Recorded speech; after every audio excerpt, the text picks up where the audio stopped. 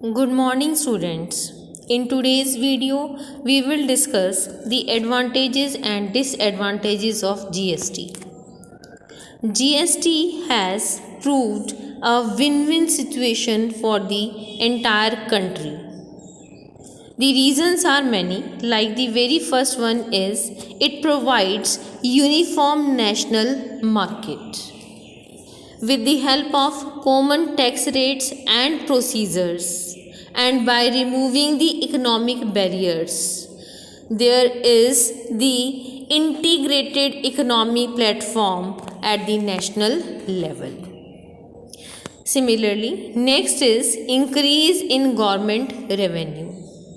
ऐसा पॉसिबल है by widening the tax base and improving the tax payer compliance in the payment of taxes. Third is tax payers friendly. GST by the way of simplified and automated procedures for various processes is taxpayers friendly, जिससे complexity कम होती है और tax payer easily registration करा सकते हैं, return file कर सकते हैं, रिफंड क्लेम कर सकते हैं और टैक्स पेमेंट कर सकते हैं. Next, reduced tax evasion. Because all the interactions in GST is done at the GSTN portal, जिसकी वजह से यूनिफॉर्म SGST IGST रेट्स भी एप्लीकेबल हैं, इसलिए टैक्स इवेजन की पॉसिबिलिटी कम हो जाती है. Next, check on corruption. क्योंकि इलेक्ट्रॉनिक प्लेटफॉर्म अवेलेबल है, इसीलिए मैनुअल इंटरवेंशन कम होने की वजह से करप्शन पर भी चेक है. Next, more transparent. Because GST is dealt at electronic platform, things are done electronically, that's why these are faster and more transparent and accountable. Next, seamless flow of input tax credit. This is the major advantage of GST.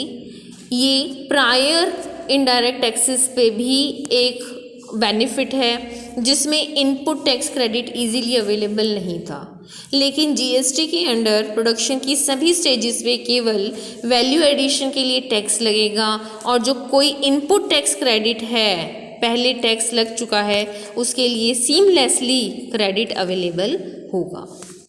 Next and last is global taxation mechanism. With the utilization of modern information and communication techniques, Indian GST system has taken a global format, जिसकी वजह से there is a hope of improvement in investment environment. So these are the advantages of GST. Next we will discuss disadvantages of GST. The very first one is dual control. इसमें जैसा कि हमने discuss किया था that there is simultaneous application of SGST and CGST. That's why there is control of state government as well as central government. यानी कि dual control होगा जिससे कि मैकेनिज्म कॉम्प्लेक्स हो जाएगा. Next is difficulty in transition. Transition from earlier indirect taxes to the current GST system is complex and slow, जिसकी वजह से GST काउंसिल को time to time different relaxations देनी पड़ रही हैं.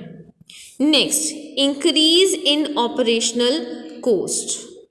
क्योंकि GST के लिए सॉफ्टवेयर में अपग्रेडेशन भी रिक्वायर्ड है, साथ ही साथ प्रोफेशनल्स की हेल्प लेनी पड़ती है कंप्यूटराइज सिस्टम को हैंडल करने के लिए, जिससे ऑपरेशनल कॉस्ट इंक्रीज हो जाती है. Next, multiple tax rates.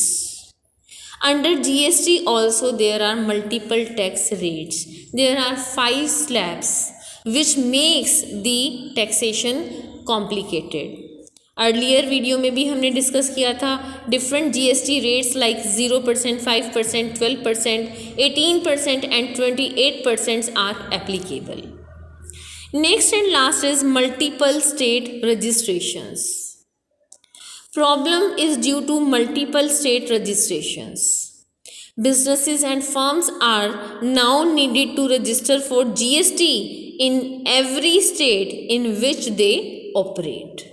So these are the disadvantages of GST. Thank you.